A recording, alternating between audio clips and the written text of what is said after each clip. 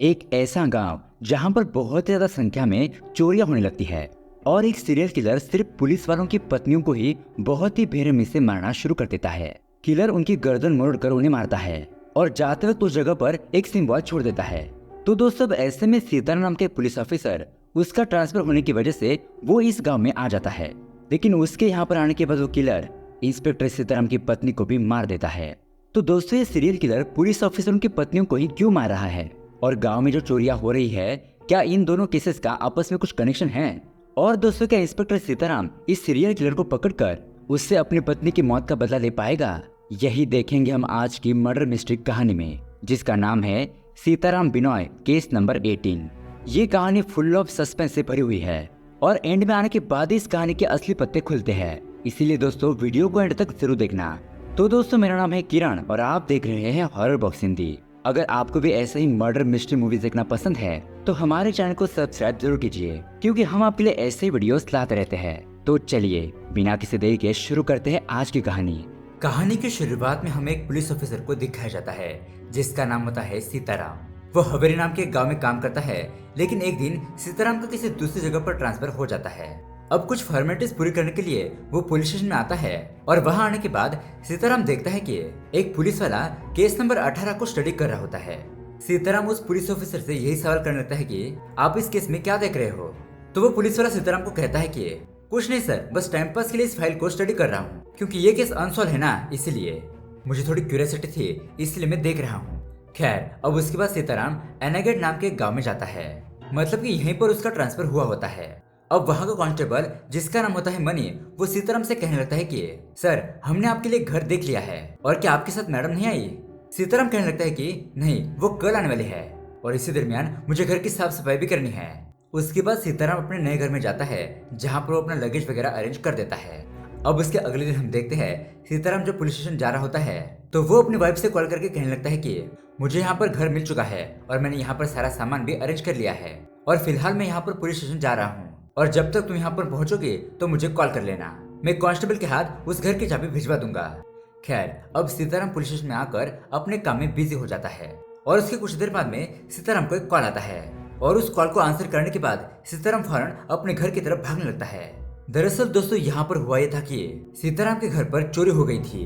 कुछ लोगों ने सीताराम को कॉल करके उसके घर पर बुलाया और अब ये देखकर सीताराम बहुत ज्यादा परेशान हो जाता है कि पहले दिन उसके घर पर चोरी हो गई। अब इस घटना को देखने के बाद कुछ लोग आपस में बात करने लगते हैं कि आजकल पुलिस के घर में ही चोर घुस रहे हैं, तो आम जनता कहाँ सेफ है? पुलिस खुद की रक्षा नहीं कर पा रही तो वो जनता की रक्षा क्या करेगी? इस तरह से कुछ लोग बातें करने लगते हैं। अब थोड़ी देर बाद वहाँ पर सीताराम की वाइफ आ जाती है और उसके बाद सीताराम पुलिस स्टेशन में आकर यही सोचने लगता है कि आखिरकार मेरे घर में चोरी किसने की होगी, और वो एक कांस्टेबल को बुलाकर उससे यही सवाल पूछने लगता है कि इस गाँव में कितनी दिनों से चोरी हो रही है। कांस्टेबल कहने लगता है कि तकरीबन 2 साल से सर, इस गांव में चोरी होने की घटनाएं रुकने का नाम ही नहीं ले रही। तो सीताराम कहने लगता है कि अब तक जहां जहां चोरी हुई है उन घटनाओं के सारे फाइल्स मेरे सामने लाकर रखो। तो वो कांस्टेबल चोरी हुई सारी फाइल्स को सीताराम के सामने रख देता है। अब सीताराम एक के बाद एक इन फाइल्स को स्टडी करने लगता है और उन फाइल्स को अच्छी तरीके से ऑब्जर्व करने के बाद सीताराम को ये बात पता चलती है कि उस एरिया में अब तक 5 चोरियां हुई है, इसमें सीताराम के घर से मिलाकर, और उसी तरह से वो 5 चोरियां डिफरेंट लोकेशन पर की गई थी। इस तरह से सीताराम उन 5 एरिया के नाम ब्लैक बोर्ड पर लिखता है।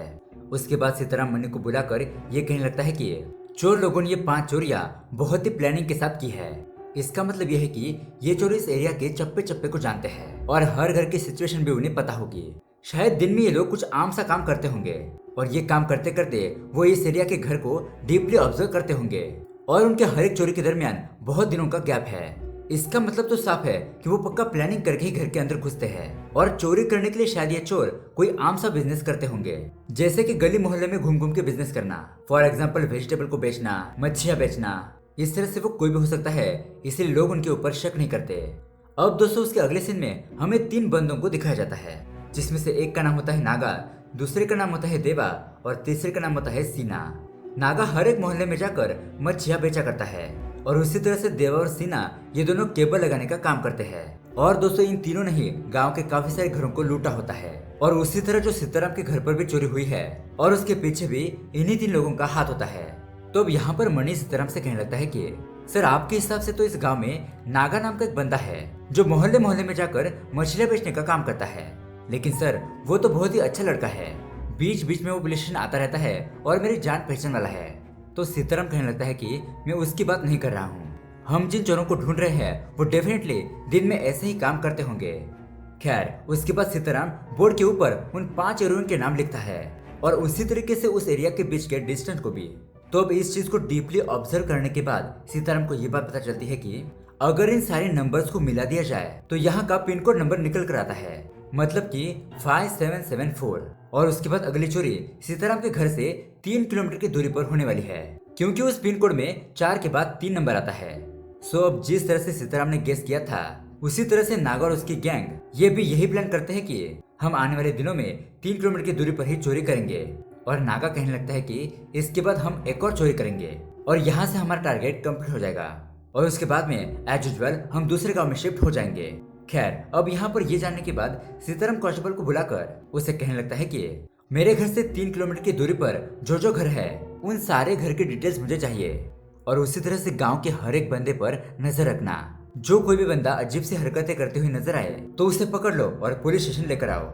अब दोस्तों कांस्टेबल मनी नागा, देव और सीना को जानता है, इसलिए मनी की नजर इन तीनों के ऊपर नहीं जाती। अब उसके अगले दिन उन सारे घरों की डिटेल्स सीताराम को मिल जाती है। तब सीताराम उन सारे घर के डिटेल्स को बोर्ड पर लिखकर अपने कांस्टेबल के साथ डिस्कस कर रहा होता है। तो तभी वहाँ पर मल्ली नाम की एक औरत आने लगती है, मतलब कि मल्ली यहाँ पर पुलिस स्टेशन में साफ सफाई का काम करती है।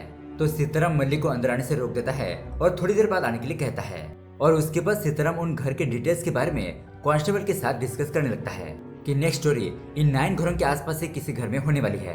लेकिन इन 9 घरों में से 3 घरों में कुत्ते हैं, सो जाहिर सी बात है कि चोर उस घर में नहीं जाएंगे। दूसरे 2 घरों में जॉइंट फैमिली रहती है, बहुत सारे लोग रहते हैं और कोई ना कोई जगह रहता है, इसलिए चोर उन दोनों घरों में नहीं जाएंगे। छठे घर में बैचलर्स रहते हैं तो चोरों को घंटाओं के घर में कुछ नहीं मिलेगा। 7वें घर में इलेक्ट्रिक फेंसिंग है और इसलिए उस घर के अंदर एंटर होना इतना आसान नहीं है। 8वें घर के पास सीसीटीवी कैमरास लगाए गए हैं, तो चोर ये अच्छे तरीके से जानते हैं कि अगर वो वहां जाएंगे तो पकड़े जाएंगे, इसलिए चोर 8वें घर में भी नहीं जाएंगे। तो अब बचा सिर्फ 9th घर, वो लास्ट वाला घर एक बूढ़ा बूढ़ी का होता है, तो चोर आसानी से उनके घर पर जाकर चोरी कर सकते हैं। और दोस्तों यहाँ इस तरफ नागा और उसके साथी भी उसी बूढ़ा बूढ़ी के घर पर जाकर चोरी करने के बारे में सोच रहे होते हैं, क्योंकि चोर आसानी से उनके घर पर घुसकर चोरी कर सकते हैं। तो उसके बाद हम देखते हैं कि यहाँ सीताराम उस घर के बूढ़े आदमी को पुलिस स्टेशन में बुलाता है और उससे कहने लगता है कि आप जानते हो ना, इस गांव में बहुत सारी चोरियां हो रही है, तो इसीलिए कल से पुलिस आपके घर के पास चक्कर लगाती रहेगी, क्योंकि हमें शक है कि अगली चोरी आपके घर पर ही होने वाली है। ऐसा कहते हुए सीताराम अपना फोन नंबर उस बूढ़े आदमी को दे देता है। अब उसके अगले दिन से ही सीताराम और कुछ पुलिस वाले उस बूढ़े आदमी के घर के आसपास चक्कर लगाते रहते हैं। तो वही दूसरी तरफ नागा और उसके साथी ये भी बार बार उस घर के आसपास जाकर उस एरिया की इंस्पेक्शन करते रहते हैं, मतलब कि ये देखते रहते हैं कि किस तरह से अंदर जाना है, कौन कौन सा रास्ता है, वगैरह वगैरह। खैर अब एक दिन 2 कांस्टेबल छुट्टी लेते हैं और उसी रात नागा और उसकी टीम उस बूढ़े आदमी के घर पर चोरी करने के लिए आते हैं। अब 2 कांस्टेबल लीव पर गए थे, इसलिए सीताराम खुद उस घर के कुछ दूरी पर पहरेदारी करता रहता है। यहाँ इस तरफ मौका देखकर नागा पहले उस घर के अंदर जाता है, उस घर का सिचुएशन पता करने के लिए। अब दरवाजा खुलने की आवाज आती है और वो बूढ़ा आदमी उसे सुन लेता है। तो वो बूढ़ा आदमी तुरंत ही सीताराम को कॉल करके बताता है कि लगता है मेरे घर पर चोर आ चुके हैं, आप तुरंत ही आ जाइए। तो अब सीताराम भी चोरी छुपते हुए उस घर के पास जाता है, चोरों को इधर उधर ढूंढने लगता है। तो अब थोड़ी देर के बाद सीताराम देखता है कि नागा के वो 2 फ्रेंड ऑलरेडी घर के बाहर थे और वो नागा को कुछ सिग्नल दे रहे होते हैं और सिग्नल देने के बाद वो दोनों वहां से भाग जाते हैं। और अब इस सिग्नल को देखकर उनका साथी नागा भी कहीं पर छुप जाता है। अब सीताराम यहाँ पर चोर को ढूंढने की बहुत ज्यादा कोशिश करता है, लेकिन उसे वहां पर कोई भी नजर नहीं आता। तो बेचारा सीताराम अपने कार में बैठकर यही सोचने लगता है कि आखिरकार वो चोर गए तो गए कहाँ और कौन थे वो चोर। तभी सीताराम को दूर से एक ऑटो की आवाज सुनाई देती है, बस कुछ हल्की सी आवाज होती है। तो वो आवाज सुनकर सीताराम उस तरफ जा रहा होता है तो उस गांव का लाइनमैन देवा सीताराम को नजर आता है। तो उसके दूसरे दिन सीताराम नागा, देवा और सीना को पुलिस स्टेशन बुलाता है। सीताराम देवा से सवाल करने लगता है कि कल रात तुम कहाँ पर थे। देवा कहने लगता है कि कल रात तुम्हें किसी नाटक को देखने के लिए गया था और वो सीताराम को प्रूफ के तौर पर नाटक की टिकट दिखाने लगता है। नागा और सीना ये दोनों कहते हैं कि कल हम दोनों हॉस्पिटल में मौजूद थे क्योंकि सीना के पैर पर चोट लग गई थी। तो सीताराम कांस्टेबल को बुलाकर ये बात कंफर्म करने के लिए कहता है और मरने के हॉस्पिटल में कॉल करने पर यह बात क्लियर हो जाती है कि कल रात ये दोनों हॉस्पिटल में ही मौजूद थे। खैर, अब जब ये तीनों पुलिस स्टेशन से चले जाते हैं तो सीताराम मणि से कहने लगता है कि तुम इन तीनों के फोन को ट्रैकिंग पर डाल दो। तो मणि कहने लगता है कि सर, ये तीनों तो फोन यूज ही नहीं करते। खैर, अब उसके दूसरे दिन जब सीताराम अपने पुलिस स्टेशन जा रहा होता है तब सीताराम की वाइफ उससे कहने लगती है कि आज हमारी मैरिज एनिवर्सरी है, इसलिए आज हम दोनों मंदिर में जाएंगे। तो सीताराम कहने लगता है कि फिलहाल मुझे कुछ जरूरी काम है, लेकिन मैं 1 घंटे के बाद वापस आ जाऊंगा। ऐसा कहते हुए सीताराम अपने पुलिस स्टेशन चला जाता है। तभी एक आदमी पुलिस स्टेशन में कॉल करके सीताराम को ये बताने लगता है कि आप जिन चोरों को ढूंढ रहे हो वो फॉरेस्ट एरिया के पुराने हॉस्पिटल में मौजूद है। अगर तुम फौरन वहाँ पर जाओगे तो तुम उन लोगों को पकड़ सकते हो। तो सीताराम फौरन उस पुराने हॉस्पिटल में जाने के लिए निकल पड़ता है। तो वही यहाँ दूसरी तरफ देवा और सीना ये दोनों एक दुकान के पास बैठे होते हैं और उस दुकान के लैंडलाइन पर एक कॉल आता है और वही अनजान बंदा इन दोनों को कॉल करके बताने लगता है कि अगर तुम दोनों फौरन ही अपने अड्डे पर नहीं गए तो सीताराम तुम्हारे अड्डे पर पहुंचकर तुम्हारे छुपाए हुए पैसों को देख लेगा। अब ये सुनने के बाद वो दोनों उस अनजान बंदे पर विश्वास नहीं करते, लेकिन तभी मल्ली जो कि पुलिस स्टेशन में काम करती है वो देवा को कॉल करके यही बात बताने लगती है कि सीताराम तुम्हारे अड्डे पर जा रहा है। और जब मल्ली देवा से बात कर रही होती है तभी पुलिस स्टेशन का एक कांस्टेबल मल्ली को देख लेता है। खैर, अब ये खबर पक्की होने के बाद देवा और सीना ये दोनों ही जंगल के पुराने हॉस्पिटल के पास जाने लगते हैं। तो वही दूसरी तरफ जब नागा अपनी ऑटो लेकर कहीं पर जा रहा होता है तो वही अनजान बंदा नागा के सामने आकर उसके हाथ में एक लेटर दे देता है। इस तरफ देवा और सीना ये दोनों ही फौरन अपने अड्डे पर पहुंचकर वहां का सारा पैसा एक बैग के अंदर भर लेते हैं। तभी वहां पर सीताराम आ जाता है और ये दोनों सीताराम को चकमा देकर बहुत ही मुश्किल से उस हॉस्पिटल से बाहर निकलते हैं और जंगल की तरफ भागने लगते हैं और यहाँ पर सीताराम के हाथ कुछ नहीं लगता। खैर, अब उसके बाद सीताराम वापस अपने घर पर जाने लगता है अपनी मैरिज एनिवर्सरी मनाने के लिए। लेकिन जब सीताराम अपने घर पर आता है तो उसके तो होश उड़ जाते हैं क्योंकि वहाँ पर सीताराम की वाइफ की लाश पड़ी होती है। मतलब कि उसकी वाइफ को किसी ने मार दिया था और वो भी उसकी गर्दन मरोड़कर बहुत ही बेरहमी से। तभी हम देखते हैं कि उस डेड बॉडी के बगल में एक सर्कल वाला सिंबल बना होता है और हमें यहाँ पर एक शॉकिंग बात पता चलती है कि उस घर में नागा भी छुपा होता है। और दोस्तों, एक और शॉकिंग बात ये होती है कि जिस अनजान बंदे ने सीताराम और नागा को ये इन्फॉर्मेशन दी थी वो सीताराम के घर से बाहर ही जा रहा होता है, लेकिन कोई उसे पहचान नहीं पाता। खैर, अब उसके बाद सीताराम के घर पर फॉरेंसिक टीम आती है और इंस्पेक्शन करने लगती है। बेचारा सीताराम अपनी पत्नी की मौत को देखकर बहुत ज्यादा दुखी होने लगता है। अब उसी तरह से हम देखते हैं उस घर के स्टोर रूम में नागा छुपा होता है। अब दोस्तों, नागा यहाँ पर कैसे आया ये दिखाने के लिए सीन थोड़ा सा फ्लैशबैक में जाता है। तब हमें पता चलता है कि आपको याद है ना, उस अनजान बंदे ने नागा को एक लेटर दिया था। उस लेटर में लिखा होता है कि तुम तीनों ने दत्तू में जो चोरी की थी उसकी एफआईआर फाइल सीताराम के घर पर मौजूद है।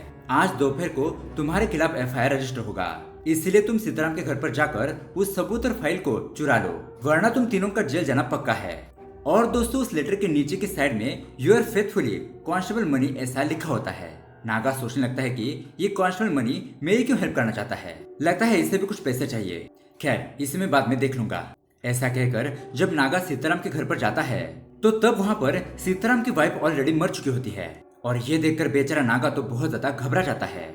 अब नागा उस घर के मेन डोर से वहाँ से भागने लगता है क्योंकि दरअसल नागा उस घर के पीछे के रास्ते से आया था। लेकिन इतने में ही नागा जब सामने वाले दरवाजे से बाहर आ रहा होता है तो तभी वहाँ पर सीताराम आ जाता है। तो अब नागा सीताराम को देखकर पीछे वाले दरवाजे से जाने की कोशिश करता है, लेकिन दोस्तों वो अनजान बंदा नागा को वहाँ पर लॉक कर देता है। अब बेचारा नागा तो वहीं पर फंस जाता है और वो खिड़की से उस स्ट्रेंजर आदमी को देखता है और वो उससे मदद मांगता है, लेकिन वो बंदा उसके पीछे मुड़कर भी नहीं देखता। खैर, अब हम प्रेजेंट में आते हैं जहाँ पर सीताराम बहुत ज्यादा दुखी होता है और उसकी वाइफ के बगल में जो सिंबल होता है उसके बारे में सोचने लगता है। और अब उस सिंबल को देखने के बाद सीताराम को वही केस याद आता है और ये केस होता है नंबर 18। तो अब सीताराम उस केस की सारी डिटेल्स अपने पुलिस स्टेशन मंगवाता है और जैसा कि हमें मूवी के स्टार्टिंग में पता चला था कि ये केस नंबर 18 अनसॉल्व केस है और इस केस नंबर 18 में जो सीरियल किलर है वो सिर्फ पुलिस की वाइफ को ही मारता था और उन डेड बॉडीज के बगल में एक सर्कल वाला निशान बनाकर चला जाता था। तो अब सीताराम भी सोचने लगता है कि क्या मेरी वाइफ का भी कत्ल करने वाला यही सीरियल किलर हो सकता है। खैर, अब दूसरी तरफ हम देवा और सीना को देखते हैं। ये दोनों जंगल के किसी एरिया में आकर पैसों को गड्ढा खोद के छुपा देते हैं। अब बहुत देर के बाद भी इन दोनों को नागा कहीं पर नजर नहीं आता, सो ये दोनों नागा को ढूंढने में लग जाते हैं। उसके बाद यहाँ पुलिस स्टेशन में हम देखते हैं वो कांस्टेबल मल्ली के बारे में सीताराम को बताने लगता है कि ये औरत किसी के साथ फोन पर बात कर रही थी और यहाँ की इन्फॉर्मेशन उन्हें बता रही थी। तो अब मल्ली घबरा जाती है और कहने लगती है कि सर, वो लोग कौन है ये मुझे बिल्कुल भी पता नहीं है।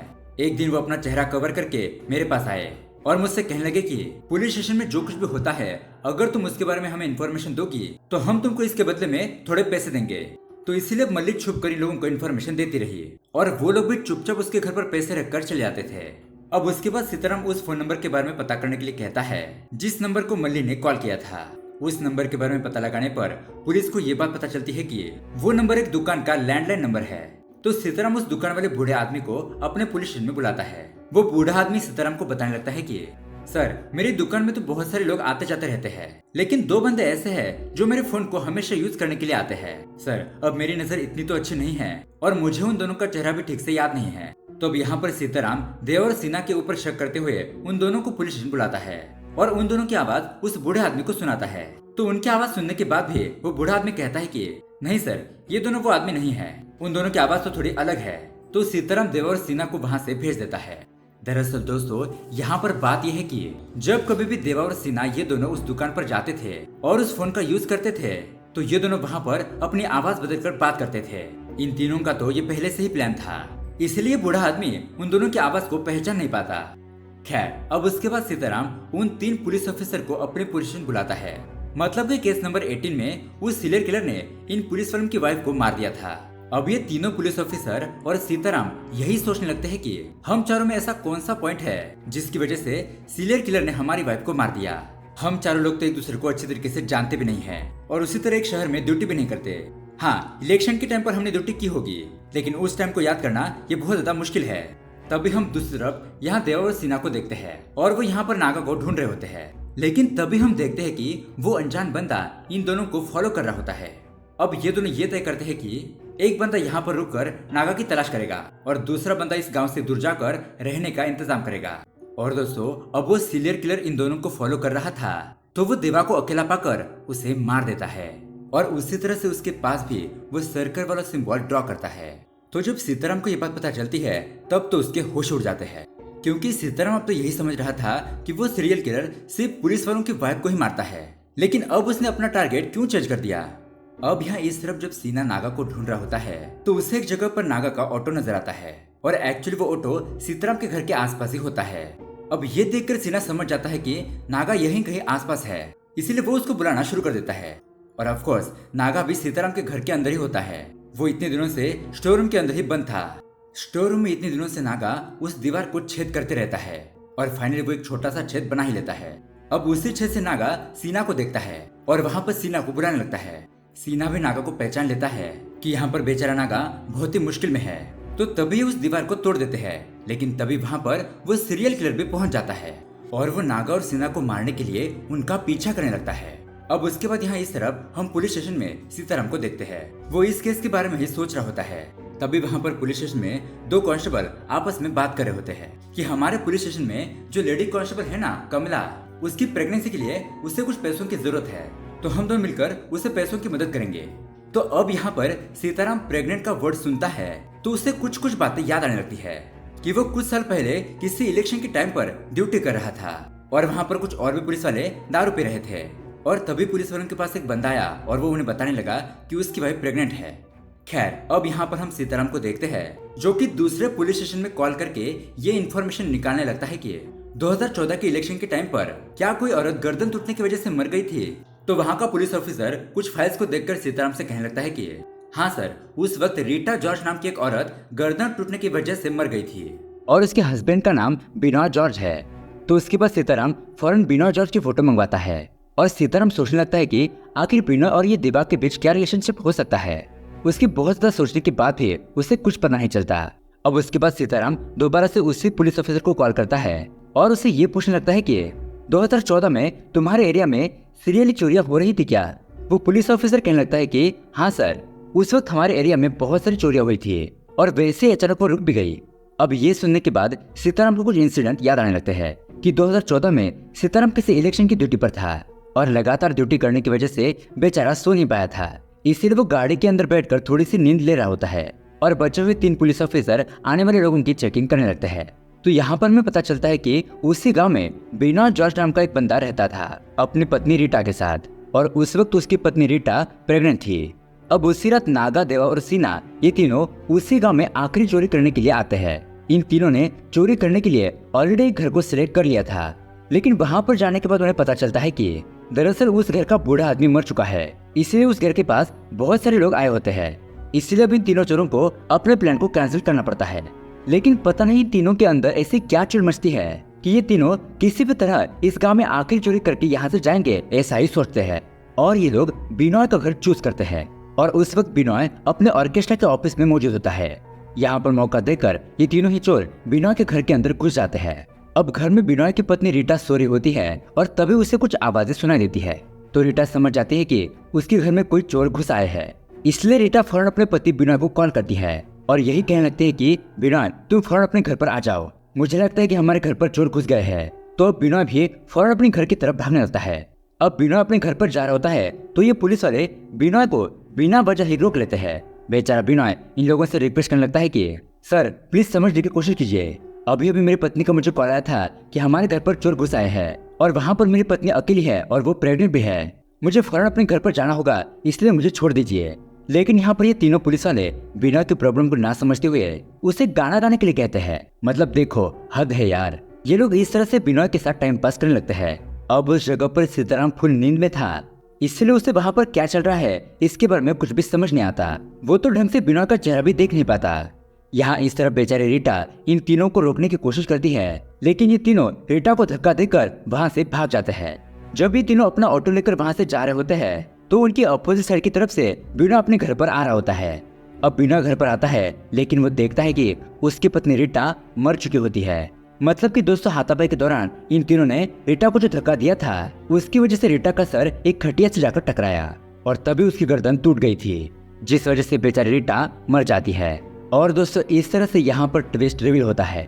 अब ये सब बातें याद करने के बाद सीताराम को सब कुछ समझ में आ जाता है कि बिनॉय क्यों पुलिस ऑफिसर की पत्नियों को मार रहा था। बिनॉय को पता चल गया था कि उसकी पत्नी की मौत का कारण वो 4 पुलिस ऑफिसर और वो 3 चोर है। तो दोस्तों यहाँ पर सीताराम नागा और सीना को बचाने के लिए उन दोनों की तलाश करने लगता है और यहाँ इस तरफ बिना किसी जंगल में उन दोनों का पीछा करते हुए उन दोनों को बहुत ही बेरहमी से मारने पीटने लगता है। अब सीताराम जब उस जंगल के पास से गुजर रहा होता है तो उसे वहाँ पर किसी के चीखने चिल्लाने की आवाज आती है। तो तब सीताराम उस जगह पर पहुंच जाता है जहाँ पर बिनॉय सीना को मार चुका होता है और वो भी उसकी गर्दन तोड़ के। उसके बाद जब बिनॉय नागा को मारने की कोशिश करता है तो सीताराम भी बिनॉय को रोकने की कोशिश करता है और इन तीनों के बीच बहुत बड़ी हाथापाई होने लगती है। और इसी हाथापाई के दौरान बिनॉय नागा का गला दबाने लगता है, उसका गला घोटकर उसे मारने की कोशिश करता है और बिनॉय को रोकने के लिए सीताराम बिनॉय का गला दबाने लगता है। बिनॉय अपनी वाइफ को याद करते हुए फाइनली नागा को मार देता है और उसी तरह से सीताराम भी अपनी वाइफ को याद करते हुए बिनॉय को मार देता है। और दोस्तों इस तरह से ये कहानी यहीं पर एंड हो जाती है। अब दोस्तों इस फिल्म में दिखाई गई सिंबल के बारे में बात करें तो उस सिंबल का मतलब सिंपल होता है, जैसा मेरा हाल हुआ था मैं भी तुम्हारा हाल वैसा ही करूंगा। तो दोस्तों ये मूवी आपको कैसी लगी हमें कमेंट करके जरूर बताना और ऐसे ही अमेजिंग मूवी देखने के लिए हमारे चैनल को सब्सक्राइब जरूर कीजिए। मिलते हैं अगली वीडियो में। Thanks for watching.